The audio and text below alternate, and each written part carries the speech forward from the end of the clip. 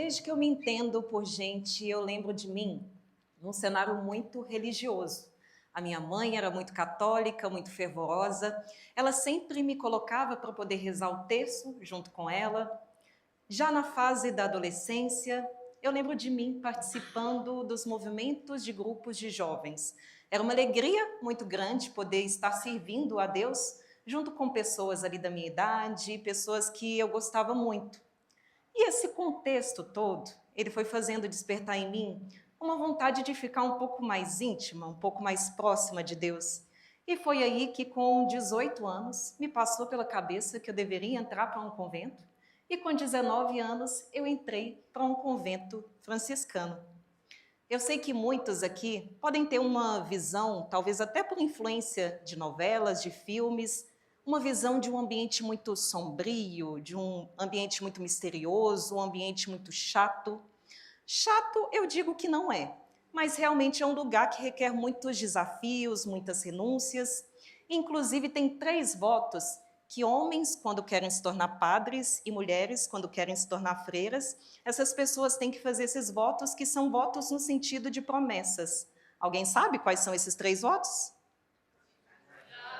Por que todo mundo pensa nisso em primeiro lugar? Exatamente, é o voto da castidade, em que você abre mão do matrimônio, de ter um parceiro, uma parceira, abre mão do sexo, para poder viver exclusivamente para as causas de Deus. E o segundo voto? Pobreza, exatamente. Você abre mão de tudo o que é material, de tudo aquilo que é terreno, para poder servir exclusivamente a Deus, sem nenhum empecilho que te atrapalhe nessa caminhada. E o último voto? Oi? Obediência, exatamente. Que é a obediência cega às regras da Igreja Católica, às ordens da Madre Superiora, às ordens daquele convento. Mas assim, gente, a vida dentro de um convento, ela pode ser divertida, ela pode ser engraçada. Uma freira, ela pode mascar chicletes, ela pode ir à praia, ela pode ouvir música, ela pode assistir filmes, ela pode tirar fotos. E falando em fotos, eu trouxe algumas para vocês do período em que eu estava dentro desse convento. Essa aqui é a comemoração do meu aniversário de 20 anos. Um momento que eu estava muito feliz, celebrando o dom da minha vida, junto com pessoas tão queridas ali naquele momento, celebrando o dom da minha vida. Já nessa segunda foto, era um momento de descontração, um momento de lazer. De 3 em 3 meses, mais ou menos, a gente saía um pouco daquela rotina corrida que a gente tinha para poder ter mesmo esse tempo de descontração, de lazer. E deixando claro que são todas meninas. As pessoas às vezes confundiam a gente por causa do cabelo curtinho, mas lá a gente tinha que cortar o cabelo, era obrigatório justamente pela questão da vaidade, para a gente não ter muito a questão do apego à nossa aparência. Já nessa terceira foto, eu estou aqui com mais 2 amigas, e vocês estão vendo que parece grades de uma prisão, e a gente está rindo, mas no fundo, era como se fosse um pedido de socorro. Socorro, me tira daqui! É brincadeira, tá, gente? Já nessa foto, sou eu e o senhor Frederico, e aqui, essa pessoa aqui da esquerda, é a dona Elizabeth.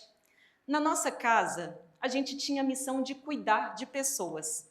Então, eu morava com aproximadamente 10 ex-moradoras de rua e cada uma com as mais diversas limitações. Algumas não enxergavam, outras não andavam, algumas tinham problemas de neurodesenvolvimento. Eu lembro até hoje da dona Francisca.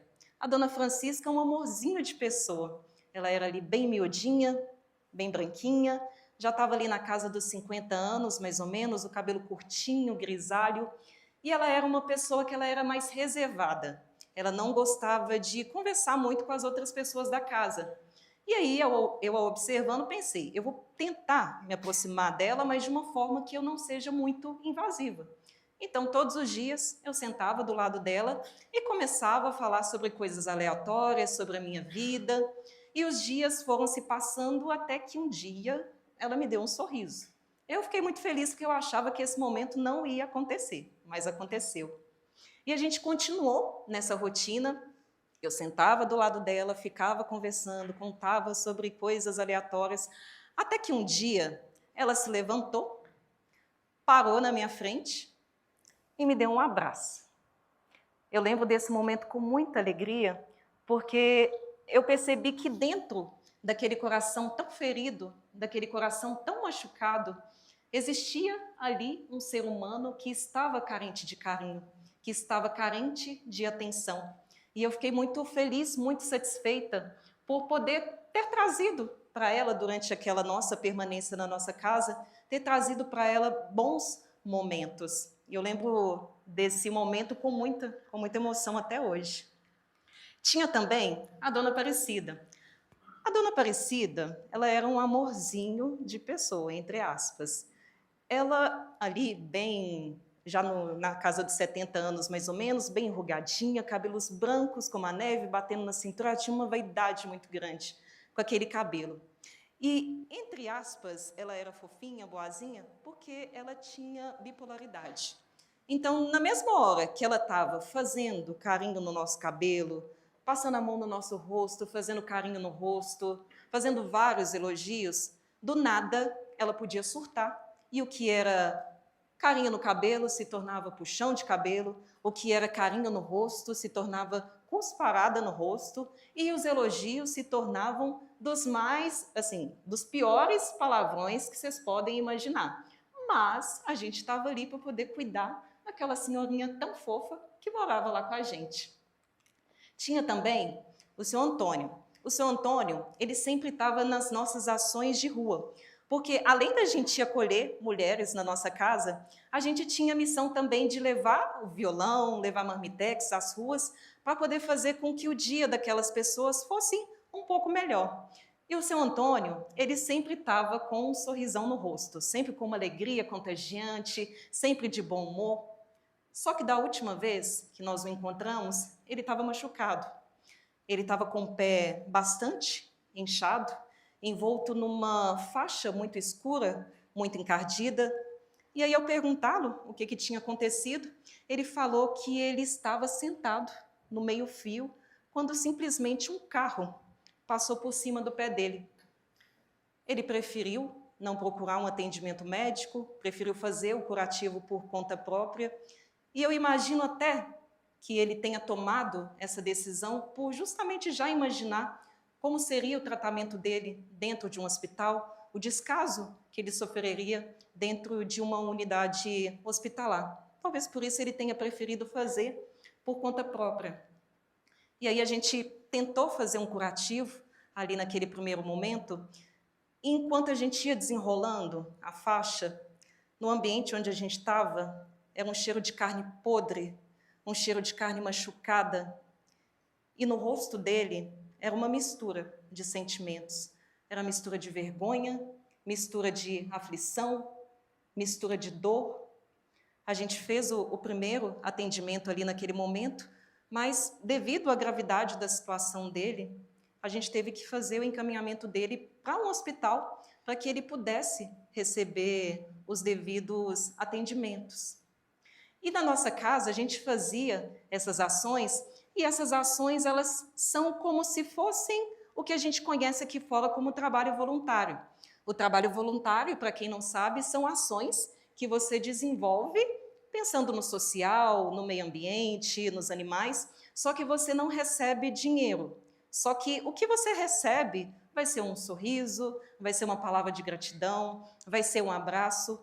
E dependendo do momento que você está passando, dependendo da fase pela qual você está passando, isso vale muito, muito mais do que um dinheiro caindo ali na sua conta. E, além disso, tem a questão dos benefícios que vêm automaticamente ao longo da nossa vida, porque o trabalho voluntário ele é conhecido como uma via de mão dupla. Ao mesmo tempo que você dá, você recebe. E não adianta falar assim, mas eu quero só dar, eu não quero receber, porque vai receber, não tem jeito, são inevitáveis. E aí eu trouxe para vocês 4 benefícios, só que tem vários, são inúmeros, mas eu trouxe apenas 4 para vocês, para motivar, talvez, quem ainda não faça nenhum tipo de trabalho voluntário, para motivar para poder fazer algo na causa que talvez vocês julguem mais importantes.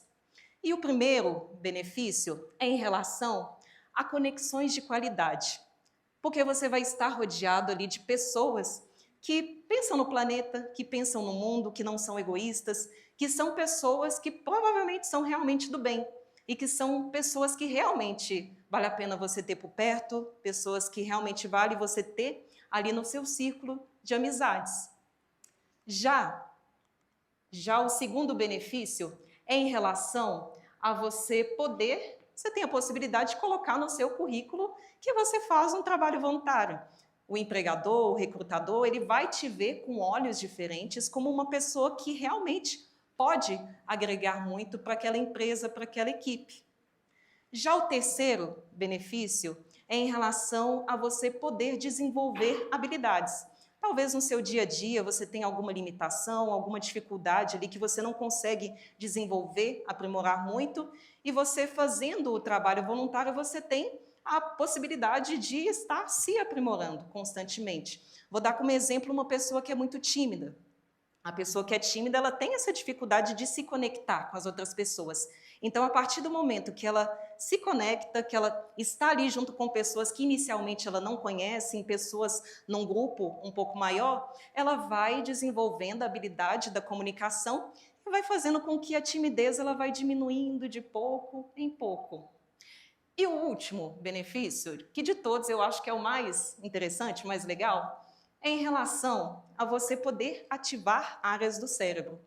Porque a partir do momento que você faz ali o seu trabalho voluntário, você vai ter um equilíbrio ali de hormônios.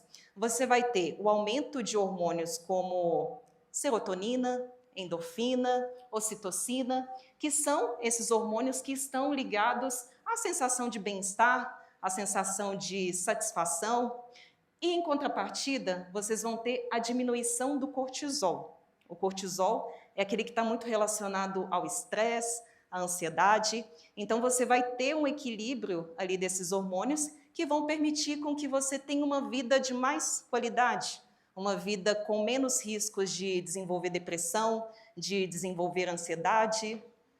Sabe quando vocês comem um chocolate? Quando vocês ouvem uma música que gostam? Quando ouvem um elogio?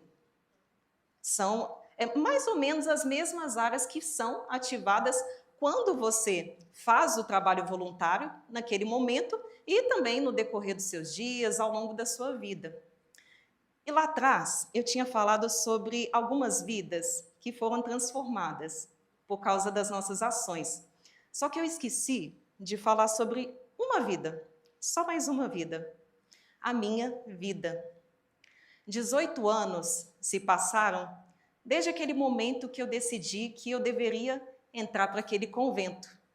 Hoje eu sou uma pessoa completamente diferente. Como vocês podem ver, acabei não concretizando aquela vontade da época, não me tornei uma freira. Hoje eu já não tenho mais uma religião, eu não sigo mais a Igreja Católica, eu tenho a minha espiritualidade, porém eu não sigo mais uma religião específica. Só que o que eu sou hoje é, em grande parte, resultado de muito do que eu vivi lá atrás, dentro daquele convento.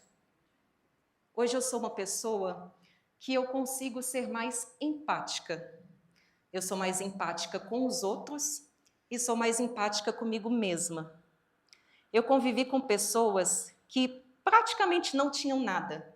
Eram pessoas que, pelo fato de não terem nada, a gente imagina que estariam sempre reclamando da vida, mas não.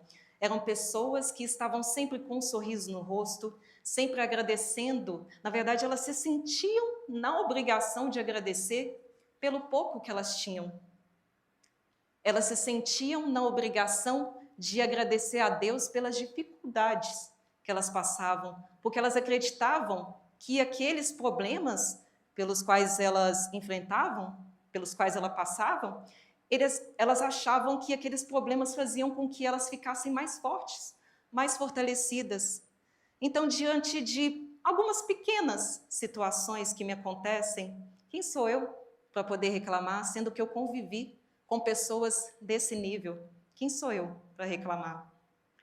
18 anos se passaram e aquela menina lá atrás, cheia de certezas, cheia de convicções, hoje ela já não é tão cheia de certezas e convicções assim. Só que uma certeza ainda permanece. A partir do momento que eu decido transformar a vida de algumas pessoas, automaticamente eu vou transformando o mundo. De pouquinho em pouquinho, eu vou transformando esse mundo. E, consequentemente, eu vou transformando a mim mesma. São Francisco de Assis, ele foi o patrono desse convento do qual eu fiz parte. E dizem que um dia ele estava na igreja quando ele ouviu um chamado de Deus que falava: Francisco, vai e reconstrói a minha igreja.